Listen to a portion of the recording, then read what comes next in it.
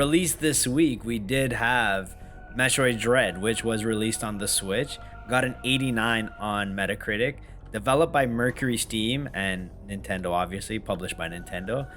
And it's a 2D adventure game that's Samus's first continuous mission since Metroid Fusion, which was 19 years ago. Brings you back so you don't play on the same planet in Metroid Fusion. This is a new planet. Different planet. Basically, there's a distress signal that's called out saying there's an infestation of the X parasite, which was the threat that was in Metroid Fusion that you thought, or at least Samus thought, she destroyed all of on the biological science lab. I think there's like a weird kind of, seems like it was an odd Japanese translation for the place in Metroid Fusion, but you destroy this research facility that this X parasite is on, and you think that they're all gone, but apparently there's a report that one is on this new planet ZBR. And you go down there to basically find out what would happen with the Emmy robots, which are those kind of robots from the trailer that look like they're hunting Samus. And essentially they were sent there to wipe out the X-parasites that were there, but the plot thickens, I'll say. I don't really want to spoil too much because I think we'll talk about our impressions, but I don't want to... This is one of the few Metroid games where you actually can get legit spoiled on it, because there are things which happen in it that are like, oh man, that was a twist. M. Night Shyamalan wrote this one. So I got up to the first Corpius boss. You've cleared the game. Yeah, I've beaten the game twice. Unreal. But I'm at the Corpius boss right now. It's obviously a fun game. Like, graphics are amazing. The gameplay is amazing. The only thing is, though, I really wish, so when you start the game, obviously, like every game in the world, you start with no powers. But I feel like Destiny 2 did this really well. You do the first mission with all your powers, and then you lose them. So, like, you actually feel the gravity of what you've just lost, and, like, you really want to get all your powers back. And I thought that this would have been a perfect game for that. Like, have, like, a mission where you have all your powers and get to a certain area, and then have them all taken away from you. But yeah, they just kind of handled that in a cinematic. And I was like, okay. Exactly. Like, if you're gonna take all my powers away anyways, like, watch me get my powers taken away. At least let me play with them first, right? But But besides that, getting them all back is still pretty cool. Like, it's still everything you do is fun. That's kind of the hook with the Metroid games. That it's all about just there's roadblocks in your way that can be cleared by either an ability like a weapon that essentially just functions as a key. Like, there are doors that have like the red bubble on them that you just have to use your missile to unlock. And then there's others that it's like, oh, okay, there's this big gap of lava that, oh, I see those little blue glowing lights, and maybe I can find a device that'll let me cross these. And then you get the grapple beam and it's like, okay, I can swing across those. The pace at which the abilities are earned in this game, basically the game design, as far as like the way the game feels, being able to just free aim feels so good. And the slide, I think, is an incredible addition, because I was actually playing through Samus Returns, which is Mercury Steam's previous Metroid game, for a second time also, because I'm still writing my big script on Metroid, and I didn't really write too much on Samus Returns after I finished it. So as I was writing it, I was just like, oh, I feel like I'm kind of fuzzy on these details. So I fired up another run.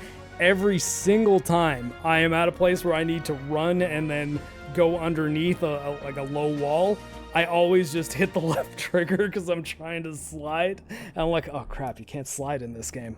That sucks. How did I ever play a Metroid game without being able to slide? Like, it's so, and it's so key too. Like, obviously, once you start playing the game, you'll realize why sliding is important, especially in the first couple of levels. Especially in the boss fights. And speaking of the Git Gud Scrub Podcast, this game is difficult, but it's not impossible. And no, not even close. And like I saw like early reviews like, oh, why does it have to be so hard? I'm like, because it's a challenge. Like, if it was easy, it wouldn't be that much fun. Like, these people would have been eaten alive by the original Metroid game. Like, this game isn't nearly as difficult as Metroid 1, 2, or 3. It's harder than 4. Like, it is a much harder game than Metroid Fusion by a vast like chasm. Like, Metroid Fusion is arguably an easy game until the last boss fight that's actually pretty tough.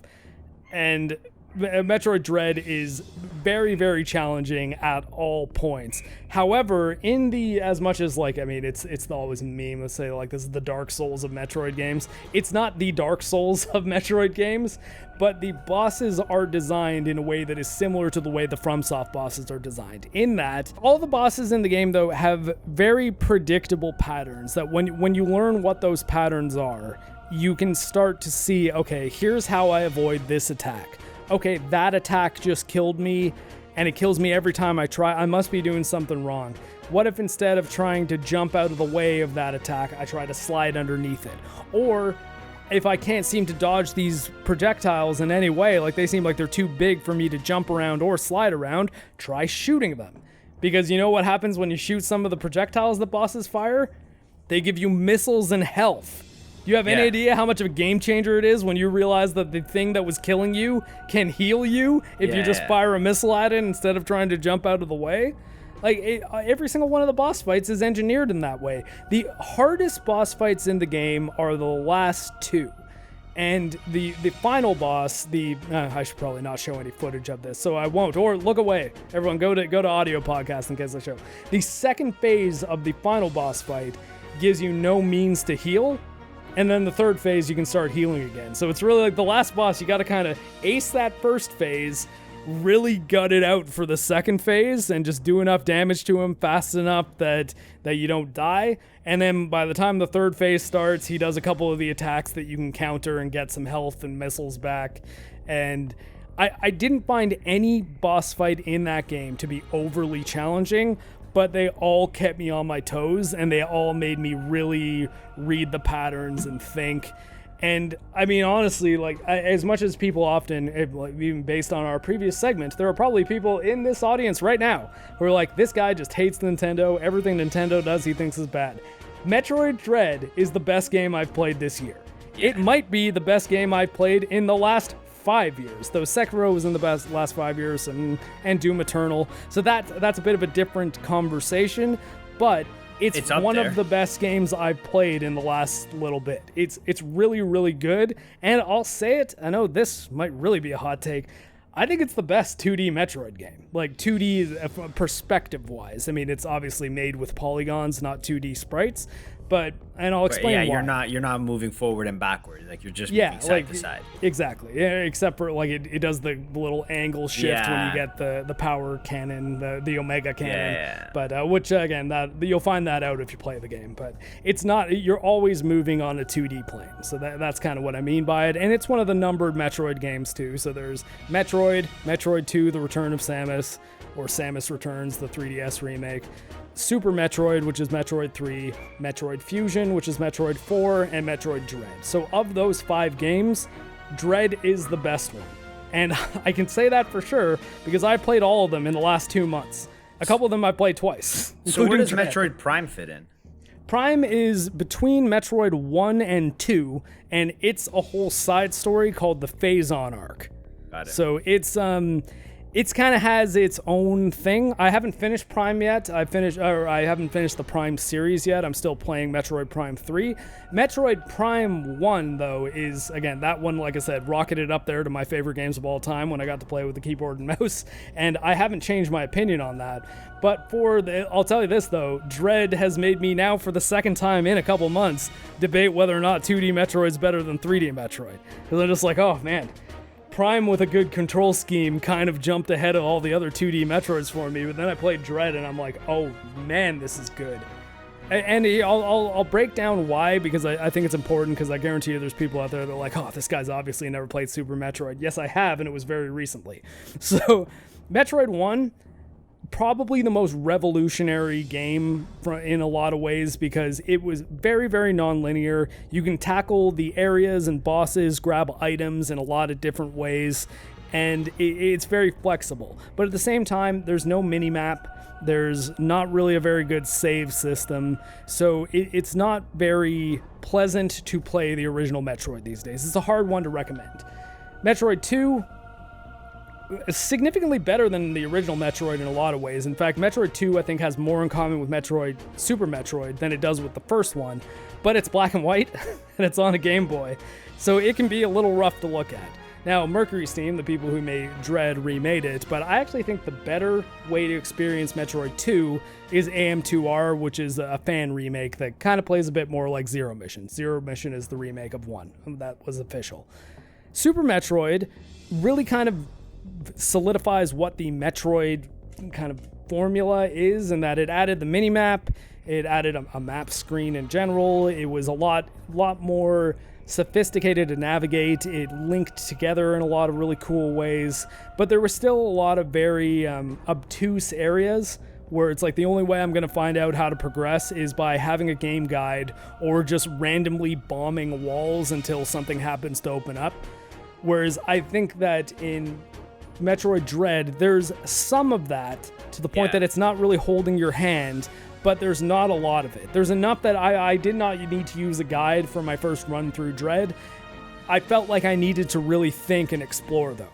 Whereas Fusion, the problem with Fusion, the reason why I say it's probably one of the easiest ones in the series, is there's basically no thinking involved in Fusion. It makes it so that Fusion's pretty approachable in that sense, because basically you have this computer AI thing called that Samus calls Adam, who's actually a pretty important character in the series, and he's also in Dread. He's also kind of pointing you around. He just gives you less specific places to go. But in Fusion, he's like, go to this area, you're looking for this spot, you'll have to find out where the door is, but like basically you know exactly where you're going at all points in Fusion. And that starts to feel a bit like, okay, this was the Metroid game that was made for beginners, because it's, instead of giving you the huge big game to explore, it's like little tiny area, and you know where you're supposed to go within that area. You know, so it's a little bit more segmented.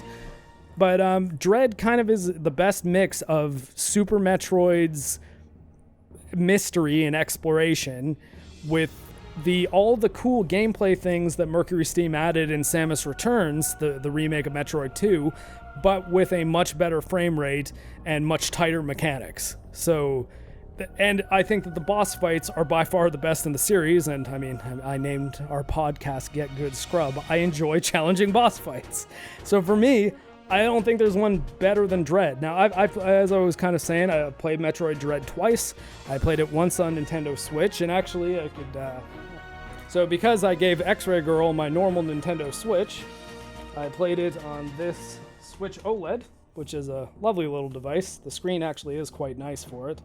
Though it looks like the last thing I was playing was Quake, because I'm MarcTheCyborg and I love Quake.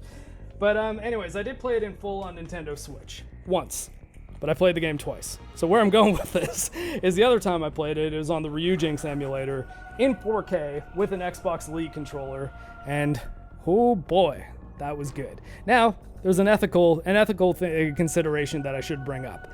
Playing on an emulator, maybe not the most legal thing in the world to do. Definitely a bit of a gray area when it's a brand new game, and especially when it's a series like Metroid that is notoriously poor selling relative to all the other games from the company.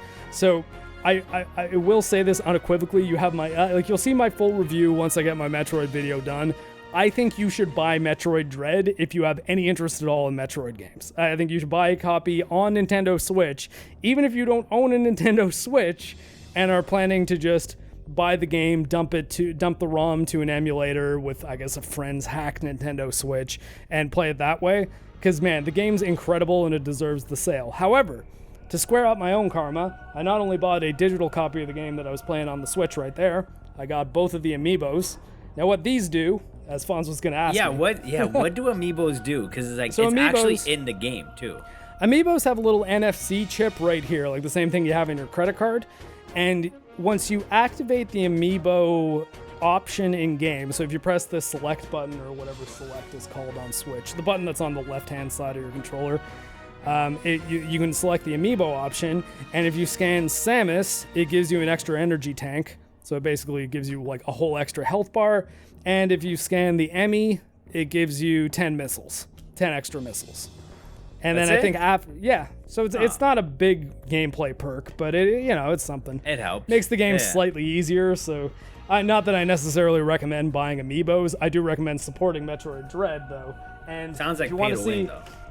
But one energy tank and 10 missiles isn't like it's not gonna be that big a deal. Although there are definitely times where one energy tank would have been the difference between life and death. However, those didn't show up in the mail until after I finished it on Switch. I have since scanned them in to my endgame playthrough because I'm hoping to just when I'm on the go to 100% the game. But I also, you want to see how hard I went to like Movie Bob level of consumerism with this one?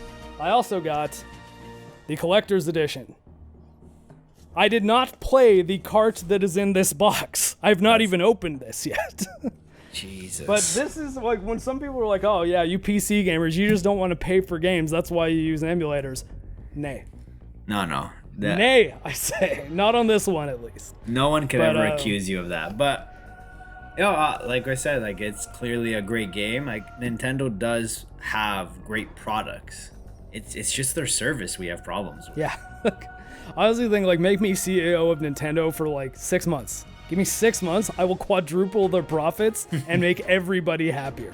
Except for the, like, Nintendo stands who are like, oh, it's so stupid that these Nintendo games are on other systems now. Like, they should be Nintendo exclusive. I'll be like, okay, yeah, buy Metroid Prime on your Switch right now. No? Can't do that? Oh, okay. So, shut up. But anyways, no, like, I think that Metroid Dread is the thing that I've been joking about is this is a game that the Nintendo bump, like the Nintendo inflation to review scores, where it's like, okay, if a game's an 8, critics are going to give it a 10 if it's a Nintendo game, and if a game's a 6, critics are going to give it at least a 7, probably an 8 if it's a Nintendo game. The example that I always cite that I was actually writing this in my Metroid script, so I might go over this again on my video, is Mario Odyssey is the one I always bring up. Because that is a game that I played in full. I played all of Mario Odyssey. I thought it was okay. I thought it was easily a great game. You could say it's an 8 out of 10. It's a game, though, that got 10 out of 10s from, like, everybody. And I'm just like, you can't convince me in any reality that if that game was Banjo-Kazooie Odyssey or Bubsy the Bobcat Odyssey or Crash Bandicoot Odyssey, and it played exactly the same. No difference in gameplay, no difference in game design. It just didn't have the Mario things, and it had a different main character. There's no chance that game would have been 10 out of 10s from any outlet. Like, there's a strong element of like, oh, this game is really solid, and man, it's Mario. Oh, look, he said, woohoo, amazing. Oh man, 10 out of 10. Like, I honestly think that's where these people are operating. Because I played this game, I was like, I don't see it. I don't see the 10. I see a good 3D platformer, but nothing about this game is really spectacular. Like, it's an exploration platformer. That's it. It's fine. It's not bad. I don't understand how it's a 10 out of 10. Yeah. Metroid, though, like you were saying, its Metacritic was like, what, 89? 89, yeah. This game is underrated. Okay, it's really fucking good. And I'm not, clearly not a Nintendo fanboy. I might be a Metroid fanboy now because I've been really liking the Metroid games I've been playing. But again, even after this month, the only Metroid games that I have not started a single Metroid game. I've started at least every one, and the only ones right now that I haven't finished are Metroid Prime 3 and Other M. That's it. I've played all the rest of them, including the spin-offs. So like, I played Metroid Prime Pinball, Metroid Prime Hunters on the DS, Federation Force on 3DS. Jesus. None of those are particularly fantastic, but I've played them. And some of them are better than others. Metroid Dread, I think, is the best of the 2D ones, though. And I think it is absolutely worth your money. And, I mean, if you've got the means to do it, I think you should emulate it on PC and run it in 4K because it looks insane. And I wish Nintendo would give you a 100% legal option to do that. However, I think that even if you're going to do that, if you're a person who doesn't own a Switch and you're like, oh, I can play this on PC, I should just play it on PC, then go to Best Buy or hop on Amazon, buy a physical copy of the game, and I don't know, talk to some friends, and if anyone you know really didn't think they want to play it, just give it to them for Christmas or something, or hang on to it and like give Nintendo the sale, because I think that they deserve to be rewarded when they do good things, and I think that Mercury Steam and Nintendo knocked it out of the park with this one. And yeah, game of the year for me so far. So far, well, Well, I We'll mean, see- we still gotta we'll play s- Halo. Like, Yeah, and we'll see what Guardians of the Galaxy has to say about that. Comes out next week. But I think that's it for today. You have anything else to add? no, buy Metroid Red, and that's all. Yeah, and hopefully Nintendo's listening at this one. It's not Be Good. It's Get Good Scrubs.